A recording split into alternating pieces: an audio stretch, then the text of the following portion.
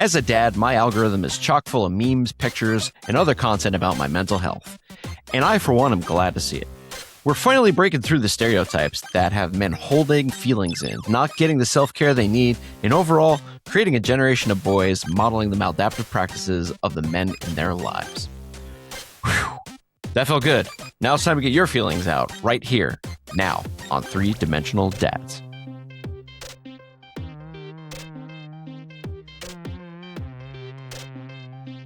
I'm Jay.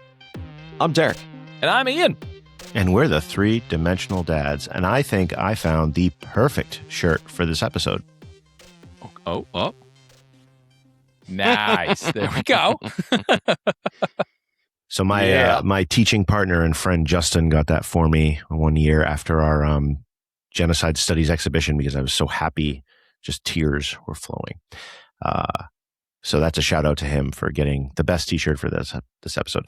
I think we should start out with a disclaimer to protect ourselves. We are not therapists. We are not mental health professionals. Far from it. Yeah, far from it. But not too far from it. I did go to college for this stuff. But anyway, that was me. That happened. Right?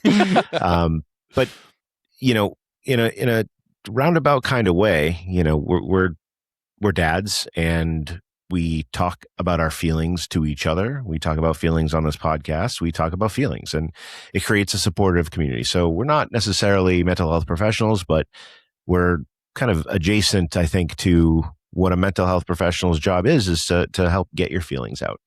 So that's kind of what I wanted to start off with, and also mention that mental health is important, not just for men in general, but for everybody in general.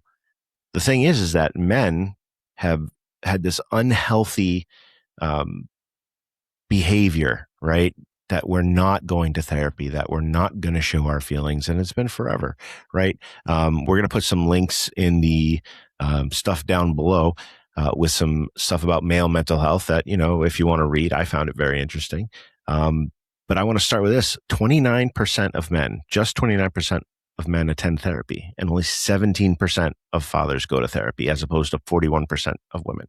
So why is that? I think that's what we're talking about today, right? Why dads need therapy and why it's important. So I don't know. Let's start with our personal experiences with therapy. I see both a personal therapist and a marriage therapist. My wife has an individual therapist as well. Mostly this is because we have difficulty communicating. We're very different people in our relationship style, our love language, if you will. And we did have some really hard times, especially during and right before and during the pandemic. I think that's a lot of people, right? But we're working on it. We're building trust back. We're building understanding and empathy. And that is therapy. That is what therapy does. And it helps to have that individual therapy to help rehearse for the big conversations, not only during marriage therapy, but when we're doing it kind of ad hoc to each other. Those tough conversations, I think it's really good to have a therapist help you. And that's my personal experience with therapy. Derrick, if you will. I've been in and out of therapy, I think probably since like around 2014, I think. And really it kind of stemmed from a lot of anxiety that I didn't realize that really, had, generationally, but also to like inflicted, I think, a lot from just work situations, really, work stress, and other underlying personal issues too. But I guess one thing regarding my experience with therapy, I've been in individual therapy. I've been in couples therapy. I have been also back again in individual therapy. I think something that is really critical is that, that for the guys that, are trying to overcome that and do something, about helping themselves, right? And being an advocate for yourself, I think really is that it can be hard to find, a therapist you connect with. And it's let alone it's hard to go to therapy, right? I think as a man, but it is also difficult to find, I think, like the right therapist that has the correct style for you. Because there's so many different types of, psychology, and there's so many different types of therapy treatments that therapists subscribe to. So really, I was very fortunate. People like say, well, how do you do it? I mean, first, just went through your work website, right? And you try to just, all right, see who's around me, see who has availability. Then it almost like, I think connecting with people, our age that also go to therapy, I think is something that's really helped. And honestly, you kind of get a sense of like, oh, I love my therapist, and then maybe you should try that person, because there's like no Yelp for it, right? No. There's no, Yeah. it's really hard to do, and that's let alone say taking the step and actually like going to therapy, right? But I really feel that once you find that person, um, I think it's essential for your mental health and well being. Just and I'm not even talking from like the relationship standpoint. I'm just talking from I guess more of a anxiousness sort of mental kind of issues going on that I had. So yeah, it's that's my experience with therapy, and I gotta admit, like I might have to call him this coming soon, because when I was going through our script, it was like it's all sunshine and rainbows for Ian. Sun rays and good days, if your shirt is telling the truth. Hey, cool shirt. Yeah. No, you're right. So- I think just to say that there's starting to become Yelps for therapists, right? They have like Psychology Today has references and resources, but how do we know about that? That's the thing. Like Yelp is very popular. There's an app for it. We don't know this stuff, and it's starting to change, but it's not really advertised towards men as much, anecdotally, I think. Anyway, so Ian, And what about? that- Go ahead, Derrick. A lot of that happens to be because it's a generationality thing too, right? I mean, Ooh. our fathers probably didn't go see therapists, right? That Nope. you Bottle it all alluded to you alluded to this like in the beginning in the introduction, Jay, and it was like there's only 29 percent of men that go to therapy, right? And as you talk about the stigma behind it, and like what is that? It's like, well, someone that would do that would be a wuss, right? Or just it isn't a man sucks up his feelings, and he stuffs them down into his pocket, right? And he doesn't let anybody know that he has a problem. He doesn't want to be a burden to somebody, right? So I really feel like it's hard to even kind of overcome that sort of stereotype and perspective too, in wanting to get help for yourself, really. And I make a comment about this, kind of, as we were further talking and thinking about this, is like, if you went to the hospital because you had a broken leg, you'd rush to the emergency room, right? If something is, you're not feeling well, you feel like, kind of hopeless, or, if you feel like you have problems and you don't have any place to turn, well, then why wouldn't you try it, for a matter of saying, I don't want to say fix it, but, at least do something about it, right? Right. It's true. Yeah, and we'll be hitting that stigma about the generational thing with a big grenade later, opening that can of worms. But what about Ian? Your particular experiences with therapy? Sure. So I think on our podcast, you can hear even just the way that the three of us talk about feelings. I feel like that you guys have worked a lot with people processing emotions and feelings and communication styles. And you can hear, if you're a listener of our podcast, the therapy that you've had inform how we do a lot of these episodes. Yeah. Yes, and so that helps. Parenting, That both of you are so good at talk about feelings and things. And it got me thinking about those processing your feelings and your thoughts, and that I've, and finding the right kind of therapist and the right person to talk to. And that, someone that I met that was really easy to talk to with my wife. And that was when I first met her, she just understood me on a level that then I just poured everything out, my innermost thoughts and feelings. And like, I hadn't had someone I'd shared like that level of inner thoughts and feelings with. And not that on the was first amazing. date, right? Not on the first date. It was probably too close to the first date. I was like, I just like poured all. I found that person. I was just like, oh my god, all these feelings. Well, when you're 20, when you're young, I have all these. I'm not that really thinking that much like internally yet. Yes. And so telling someone else and informing someone of all these things in your life and all these stories that to you were just like, that just happened. And they're like, go into more detail. What happened there? It's like an adult's perspective on like a childhood story. It's like when I was a kid and I was growing up, this is just, it's like if you haven't processed any of that stuff. Yes. So then to have someone hear everything you have to say and to see it differently and ask, probing questions. And so, that was something that I think helped me process a lot of who I am, and just deciding who I am is meeting like a certain person at the right time. Yeah. That's a great quote, Ian, by the way. That really is because that is what it feels like. That's almost like what, the purpose of it is. Right. And having it be your spouse is, not a professional therapist, right? Your spouse is a teacher, just like I am, but having it be person close to you that understands you, right? That's like, therapy on demand, right?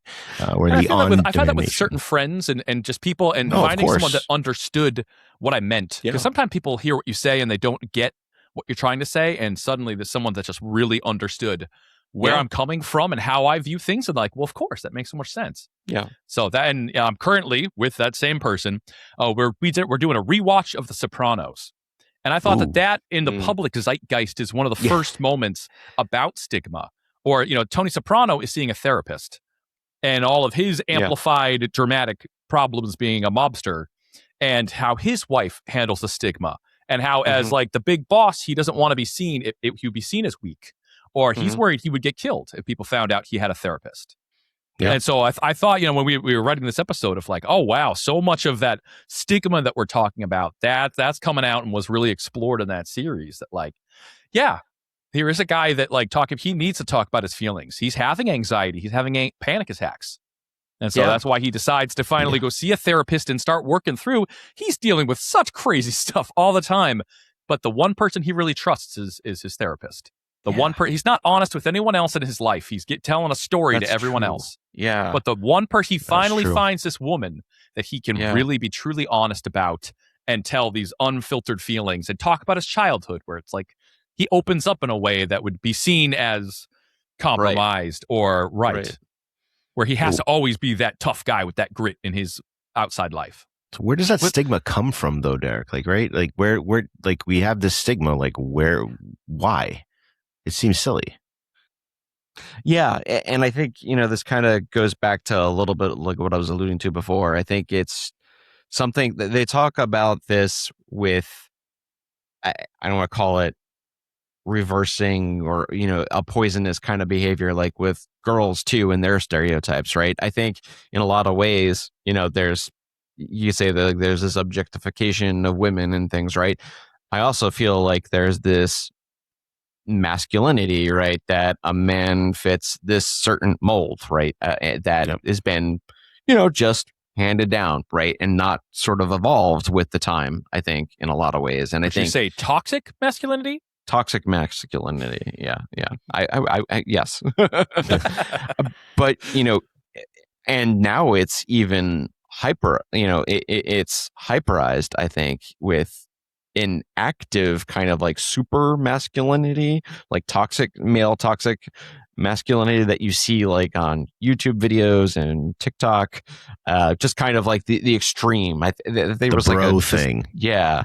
Right. Bro. That I think now you're seeing. So I think it's really important that there is this light that's shed, right? That's whether it's adult community and maybe not someone that's, bro, that's pushing his finance, lifestyle or whatever to you, right? But like your Dungeons and Dragons bros, maybe. Your Magic the Gathering friends or Citizens of Catan. To play to our audience, if you will.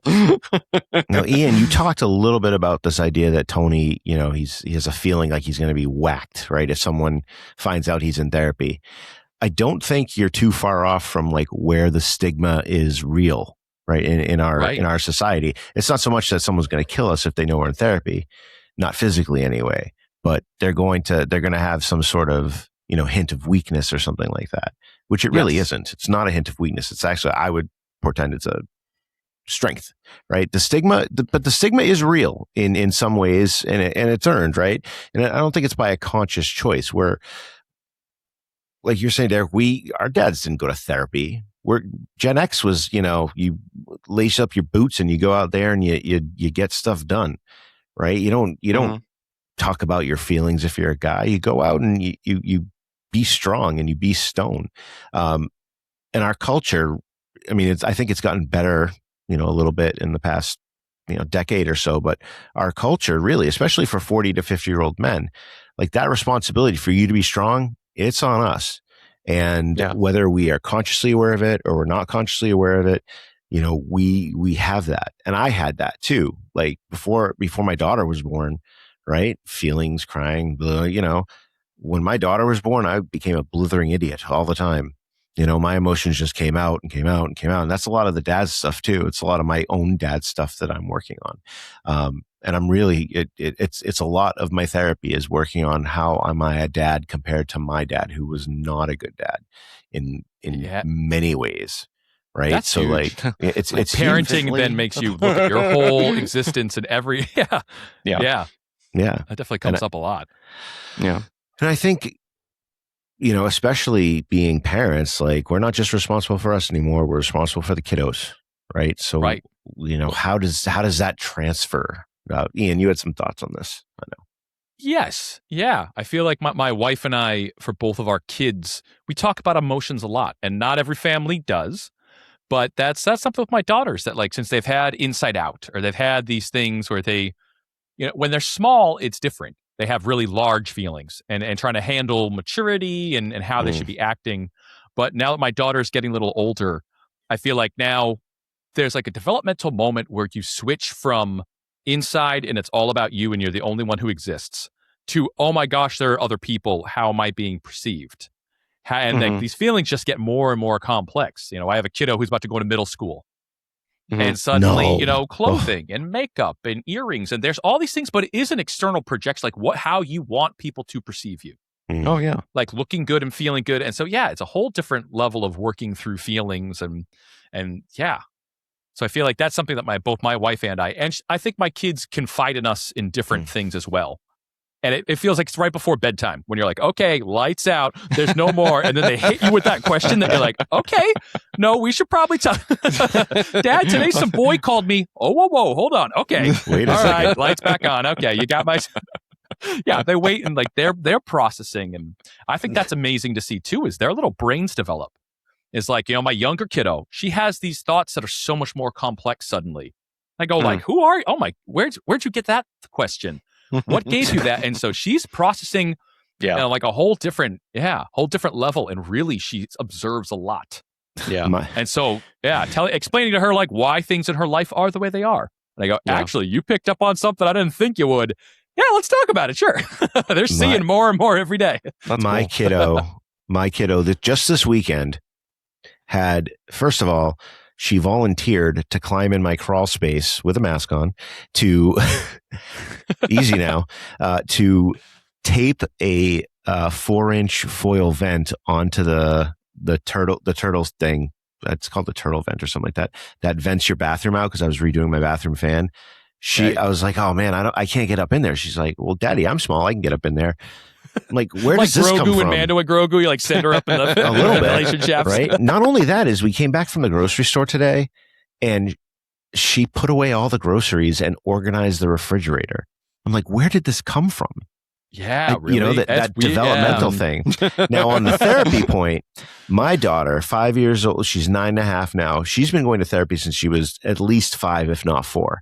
Emotional regulation, occupational therapy, food therapy, art therapy. We're trying it all, right? Because she's wicked smart. She reads. She's just going into 4th grade. She reads at almost a 7th grade level. Her math is like in the 6th grade. And this is not just me boasting. Like this is tested. She's been tested. I'm not crazy. My mom had me tested.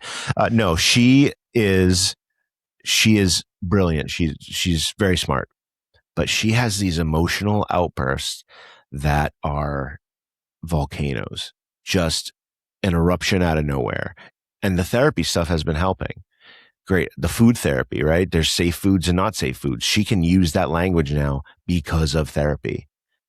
She's become someone who at 9 years old can identify feelings and talk about them. And she picks up when my wife and I have conflict and stress going on. She picks up on that. And she's she's so cognizant of it. And I think the therapy has been helping her, not only her own feelings and stuff, but understanding other people's feelings. Like, she's very empathetic to her friends and stuff. Now, as far as parenting, coming to terms with my own, abuse by my father as a kid, he was very rough on me. I have physical stuff that still is today. Coming to terms with that and like verbalizing that stuff had happened to me and knowing that that's not the dad I want to be, that is directly a product of therapy, because all that stuff was just repressed and therapy brought it out of me. When my daughter was born, it triggered something, and therapy's helped me process that. And I think I've become a much better father because of it. You have nothing to worry about, by the way. You are like leaps beyond lightning, years, lightning eons from, what you think of, comparing yourself to your father. That's not even possible. It's hard though. It's hard. It is really hard, but therapy has really, really helped, because parenting, it's tough. In raising kiddos, there's so many moments that pop up that are like, this happened when I was a kid, but it's a very different world now.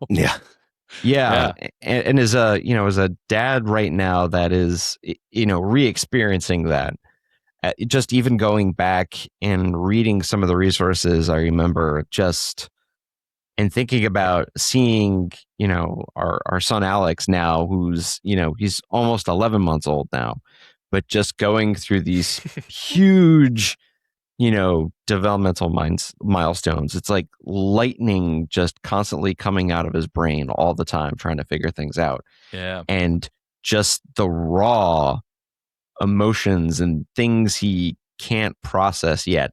And in the ways it comes out, and the importance of how you even help him with that. And just even things like, how do you name something to him, or even naming the feelings. And I think right now there's this, I think this great renaissance, I'll call it, of, resources for parents out there now. Mm-hmm. That really, TikTok. It's just this whole, just new, like, well, the humorous stuff is part of it too, that it's like normalizing and giving a community to parents, just kind of like we are, right? That I think is like, super important. Because, there's stigmas against, raising kids too, right? People that don't want kids are like, oh, get that away from me, right? But, it's like, people have more sometimes, if you have the means to choose this and, want to go all in, right? And, I think that I think also helps just open us up for like being better parents, right? I think better parents want to like improve. And I think therapy is almost like a way of self-helping yourself in a lot of ways. Right. Because therapy is not, an end all be all, but parenting is the most overwhelming thing that I've had to deal with in my life. Oh yeah. Absolutely. So every little bit helps. Yeah. I mean, planning to go on vacations, who's taking them to like practice after school, who's dropping off, who's picking up, right? Right. Let alone then your in-laws are coming into town, and you have your cousin that's asking for money and everything else. So like you have all this stuff and you're trying to keep it together. So yeah, you might need some help. It might be a little stressful. Right. Well, I was just thinking all that stuff, there's for kids, there's so much about the external world, getting them where they need to be. Do they have the backpack? There's so much of that like taking time for their internal world. Yeah. And like, I don't know, as a kid, I don't know if my internal world ever seemed to matter that much. Like, when we were kids, I don't know if people were looking inside or internally like that, but that's very different with us now, seeing how your kids are processing and what's going on inside. Yeah. Their thoughts and feelings and why, or even trying to understand this is a developmental thing. Yeah. They're not bad or good. Right. They are going through this thing where they're challenging people. Like this is what every kid got. They're just being a kid. Yes. This is a thing that's supposed to happen. Not that they're behaving poorly. Exactly. Or like a kid that's having a tantrum. Toddlers have tantrums and you help them deal with it. Right. Because that's a typical thing a kid should do. Right. Exactly. And so I think taking time for us, it's much harder to stop and try to understand what that kid's going through and helping them process like that. It's taking all these extra steps rather than being reactionary about it. Last week, my therapist prescribed to me 30 minutes by myself of my own time every day, just Are we 30 taking that minutes. 30 You have minutes to right do that now? Sorry. 30 minutes every day. I have failed miserably at this task. And he's going to be so disappointed in me, but he is the best therapist, dude. Just, he is amazing, but I'm a terrible patient. Yeah, you to be careful. Your therapists are listening to this episode. Yes. Thank you for all you've done for Derrick and Jay. As a final note, not so much failure. We're just working on it. We're just working on it. We're just working on it. Yeah. And we're going to keep working on it. We're going to keep working on it. And remember, perfection is the enemy of progress. And that's what therapy is about. It's about progress. Hey, that was a lot, y'all. Thanks for sticking with us and listening to us talk about this really important topic. If you need help with your mental health, or if you're in crisis, please dial 988 to get immediate help. Also, if you're in search of a therapist, there are great resources on Psychology Today to find a good therapist in your area.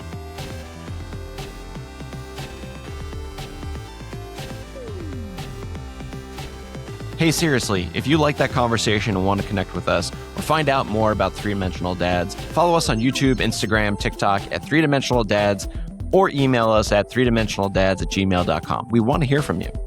On the next Three-Dimensional Dads, we continue our Dads on Screen journey by going deep into the mines of Moria, across the vast plain of Rohan, right to the volcanic peaks of Mordor, as we talk about fatherhood and Lord of the Rings. All right. Yeah, there's so much more than meets the eye of Sauron when we record our one podcast to rule them all. Three-Dimensional Dads.